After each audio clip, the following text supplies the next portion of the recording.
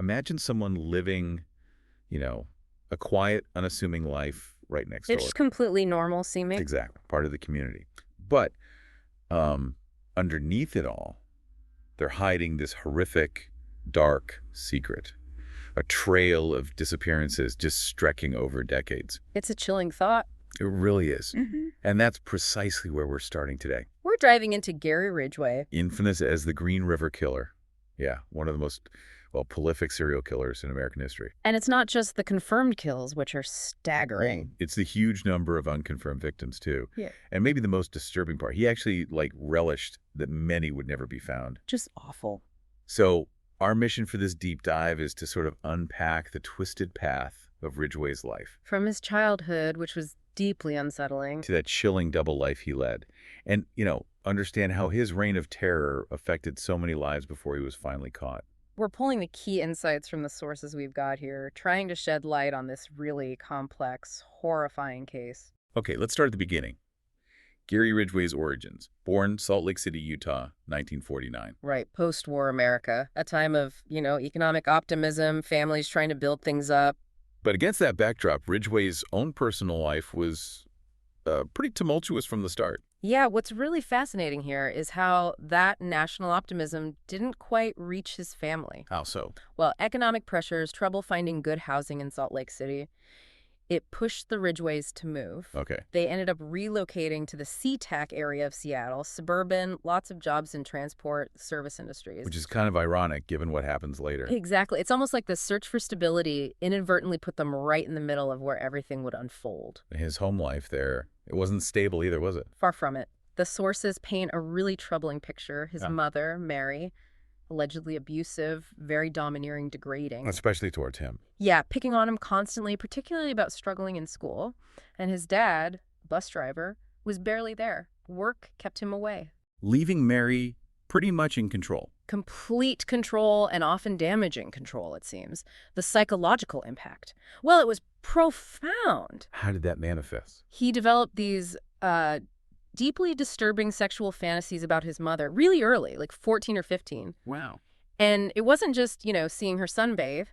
The sources mention this incredibly bizarre, intrusive act, his mother washing his genitals when he wet the bed. Into his teens. Well into his teens. Psychologists suggest this was likely part of a bigger pattern of sexual contact, humiliation, something that fueled this incredible rage. And powerlessness, maybe, which he later tried to flip. Exactly, a perverse sense of violation he later inverted through violence. And that rage escalated, didn't it? Beyond just fantasies. Oh, definitely. He started fantasizing about actually murdering his mother, stabbing her in the chest, cutting her face. It's chillingly similar, as the sources point out, to Ed Kemper. The whole mommy issues thing. A terrifying parallel. Yeah. And you see this progression in his early behavior, too. It wasn't just thoughts. Well, it started with throwing rocks, first at windows, then at his own brother. Okay, typical kid stuff escalating. But then it jumped. Killing animals, birds, suffocating a cat, shooting puppies. That's a huge red flag. A classic, terrifying trajectory. Desensitization, testing boundaries, moving from objects to living things. And it culminated in that incident when he was, 15 or 16? Yeah, he actually stabbed another kid with a knife. Not trying to kill him, though. No, he said it was just to see how stabbing worked because, and this is the chilling part, he wanted to stab his own mother. Just, wow. An unnerving glimpse into what was brewing. Absolutely. The pathology was already developing. So moving into his adult life, somehow Gary Ridgway builds this facade, almost impenetrable, right, for years. It's quite remarkable in a disturbing way. He graduates high school in '69. He's 20, gets married, first wife, Claudia Craig Burrows. Joins the Navy, serves in Vietnam. Right, on a supply ship. And it's apparently during his time ashore there in Vietnam that he develops this intense fixation on ladies of the night, as he put it. So how did he manage it? Blending in so well, while having these incredibly dark desires simmering. That's the core question, isn't it? He married 3 times. His third wife, Judith, they married in '88. And she defended him for a while. For a significant time, yeah. Describe their 17-year marriage as happy. It's just astounding. How do you think he compartmentalized it all? It was hard to fathom. Hmm. But the cracks were there, even if people didn't connect the dots at the time. Like the arrests? Exactly. 1980, arrested for choking a sex worker. Yeah. He wasn't charged, claimed self-defense. Right. Then again in '82, soliciting. And there were reports he was violent toward his second wife, Marcia. They divorced. And it's believed the killing started right around then, after that '82 arrest. It seems to be the timeline, yeah. Chilling. And he actually used that normal life image, didn't he? Almost as a weapon. How do you mean? Well, while working as a truck painter, he played up the family man angle. He'd have his son Matthew's photo with his license. Oh, right. And toys on the dashboard of his truck. He used them to put potential victims at ease, basically saying, look, I'm a dad, nothing to be afraid of. That's incredibly calculated, manipulative. It speaks volumes about how well he understood trust and how to exploit it. And his son, Matthew, this is from his second wife, Marcia, he described Gary as like a relaxed, present dad. Taught him baseball, went to school events. Yeah. Matthew was only in 4th or 5th grade when Gary was arrested. He just couldn't believe his dad was guilty at first. That disconnect between the father he knew and the monster revealed. It just shows the shocking depth of that double life, the complete wall between the crimes and his everyday existence. What does that reveal about his deception? It really highlights something chilling about these high-functioning killers, their ability to project normalcy, even charm. Mimicking empathy. Exactly. Understanding social cues enough to fool even those closest to them. For Ridgway, the family man thing wasn't just a cover.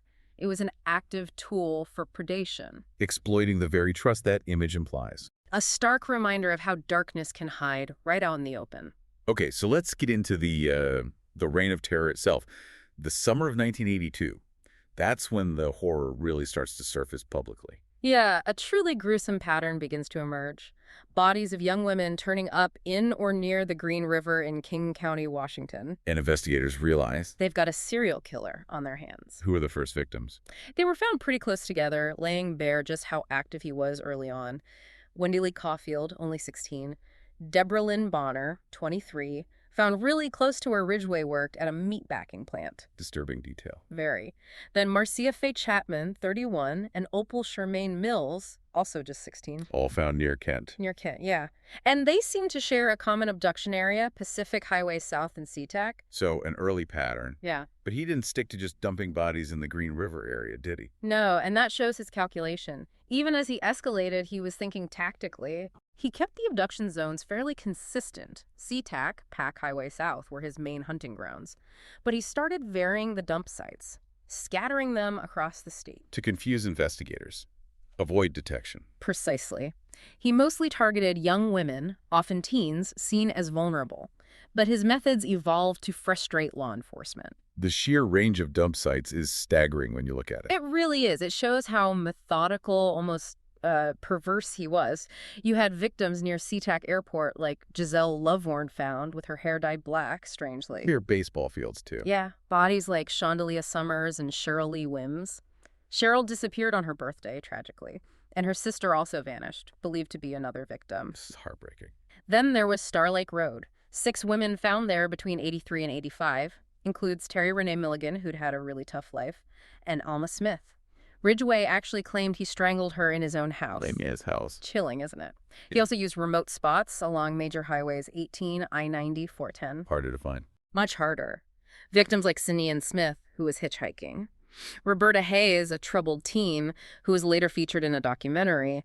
Her remains were found years later, just skeletal. And he even went out of state. To make capture even tougher, yeah. Yeah. Marie Sherrill's body was found 200 miles away in Tigard, Oregon. Shows the extreme length he went to, obsessive efforts to stay hidden. Beyond just where he left them, he sometimes left these bizarre, horrifying signatures on the victims. Yeah, the case of Caroline Christensen is particularly gruesome. Tell us about that. Found with a bag over her head, clothes on backward, one shoe on the wrong foot. Oh, okay. A raw sausage wrapped around her, a wine bottle in her hand, and 2 gutted fish placed neatly over her chest. What is that? Is he just deliberately messing with the police? It certainly seems like it. A deliberate attempt to mock, mislead. It reveals this sickening level of depravity, a kind of sadistic pleasure beyond the killing itself. What do you think that says about his psychology? Yeah. That kind of ritual. It points to this profound sadistic streak, not just in the killing, but in controlling the narrative afterwards, tormenting the investigators. It's like asserting dominance even after they're gone, believing he's smarter. A twisted cat and mouse game. Exactly. We see it in some serial offenders who get off on that chase. It may be one of the absolute most horrifying things. Ridgway himself admitted this. Which part? picking up and killing a woman with his young son Matthew actually in the car with him. Unbelievable. He claimed his son didn't see the act itself, but just the fact that he could do that with his child right there. It just shows the seamlessness of that double life, the depth of the depravity. How does someone even reconcile that? Well, for Ridgway, it likely wasn't about reconciliation in any normal sense. It's about a complete lack of empathy, this profound compartmentalization. The violence was separate. Completely separate in his mind from being a father, a role he probably viewed instrumentally anyway, maybe even as a prop for his facade. It just underscores that total disconnect. His desires took absolute priority over everything.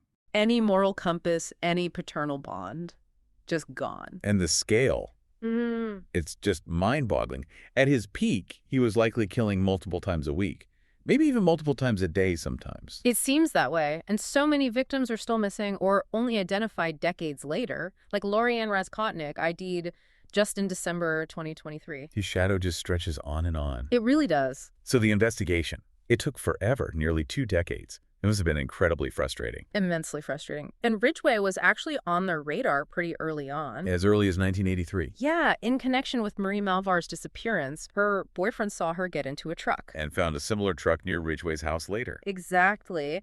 But they just didn't have enough concrete evidence to hold him then. A close call he slipped through. A very close call. And what's fascinating is just how deceptive he was even then. What did he admit later? He said that during that 83 questioning, he deliberately stood against a fence Why? to hide scratches Marie Malvar had given him while fighting back. No way. And then, after the detectives left, he burned the scratches with battery acid to destroy the evidence. Unbelievable cunning. And he even gave a saliva sample in 1987. They collected it on gauze. But forensics back then just weren't advanced enough. Wouldn't link him. Not definitively. So he walked free for many more years, a testament to his slyness and, well, the limits of the science at the time. Until the science caught up. Yeah. March 2001. That was the turning point. Absolutely. New DNA techniques had come online, PCR, polymerase chain reaction, and STR, short tandem repeat tests. What did those allow? They allowed scientists to sequence tiny, tiny fragments of DNA, even from just a few sperm cells or, pubic hairs found at the crime scenes. It was a total game changer for cold cases. And they went back to that 1987 sample. They did. The crucial moment came when they compared DNA profiles from semen found on 3 early victims. To the DNA from that gauze Ridgway chewed on back in 87. And they matched. Bingo! November 30th, 2001. Nearly 20 years after the first known murder. The King County Sheriff's Office announces it to the world. The Green River Killer is caught. Must have been a huge moment. Huge. Not just an arrest, but a landmark moment for forensic science, showing its power. So after the arrest, with the DNA evidence piling up, he eventually took a deal. Yes, in June 2003, a plea deal. He agreed to plead guilty to all the murders he committed in King County. In exchange for what? Avoiding the death penalty. A tough call for the prosecution, I imagine. Very tough, but pragmatic. It meant definitively closing dozens of cases, getting answers, bringing some measure of, closure, even if it meant life in prison instead of execution. And his confession, November 5th, 2003. That must have been chilling. Utterly chilling. He pleaded guilty to 48 counts of aggravated first-degree murder. And he famously said, I killed so many women, I have a hard time keeping them straight. Just flat out stated it. His motive? Pure hatred for sex workers. Saw them as easy targets, people who wouldn't be missed, wouldn't be reported. He killed most in his house or his truck. Stole jewelry, clothes to make identification harder, and then the detail about placing bodies in clusters. Using them as landmarks. Yeah, that he'd drive past. Revisiting his horrific work, it just showed the depth of his pathology and that perverse meticulousness. Sentencing was December 18th, 2003. 48 consecutive life sentences. Right, and that day was powerful, very emotional. The victims' families got to speak directly to him. Give their impact statements. Share their pain, their loss. And Ridgway just sat there, stone-faced through most of it. Sitting stone-faced through all that. It's hard to wrap your head around. Do you think those statements even registered with someone like him, given the apparent lack of remorse? It's hard to say definitively, but for someone so narcissistic, so lacking in empathy, probably not in the way we'd expect, he likely saw it as just part of the process, another performance. But for the families? For the families, it was crucial. Reclaiming some power, ensuring their voices, their loved ones' stories were heard. A public accounting, regardless of his reaction. And the story didn't quite end there, did it? No. He was charged with a 49th murder, Rebecca Marrero, way back in 2011, years after the initial conviction. And victims are still being identified, like Lori Ann Respotnik in late 2023. Exactly. It just highlights the unending impact, the sheer scale of his crimes. That shadow still lingers. You know, his influence on pop culture is pretty undeniable, too. It's strange. It is. You see it in art, like that Phil Hansen portrait made of victim photos. Right, 11,792 photos. And countless documentaries, films, books, even music. That 80s grunge band, Green River, named after him, writing lyrics from his perspective. It's a morbid fascination. And wasn't it Ted Bundy who even offered some insights? Yeah, while Bundy was on death row, he speculated about the Green River killer, predicted he'd revisit his dump sites, things like that. Why do you think this case, specifically, grips the public imagination so strongly, even now? I think it taps into that really primal fear, doesn't it? The idea that true evil can walk among us, looking completely ordinary. A monster next door? Exactly. Ridgway's mundane life, his careful planning, the sheer number of victims, it makes him this terrifying example of human depravity. It challenges our assumptions about what a monster looks like. And the fact that it took so long, that victims are still being found. It keeps it chillingly relevant, yeah. So the story of Gary Ridgway really leaves us thinking about that duality, doesn't it? The normal man, husband, father, and the unimaginable horror hidden beneath. That ability to hide in plain sight is just deeply chilling. And it connects to a bigger picture, unfortunately. Yeah, that broader, unsettling reality. The FBI estimates, 25 to 50 active serial killers in the U.S. at any given time? That many. That's the estimate. And some within the Bureau believe a significant number might be long-haul truck drivers. Because of the mobility, the anonymity. Precisely. It's a sobering thought about dangers we might not see. So the Green River Killer's story, it makes you wonder not just about the victims we know, but about all the untold stories, the unidentified cases still out there. It forces you to confront that chilling reality darkness hiding right there in the everyday. And maybe the constant challenge of figuring out who to trust. It's a potent reminder, isn't it? Understanding the shadows helps us appreciate the light. And to always stay aware.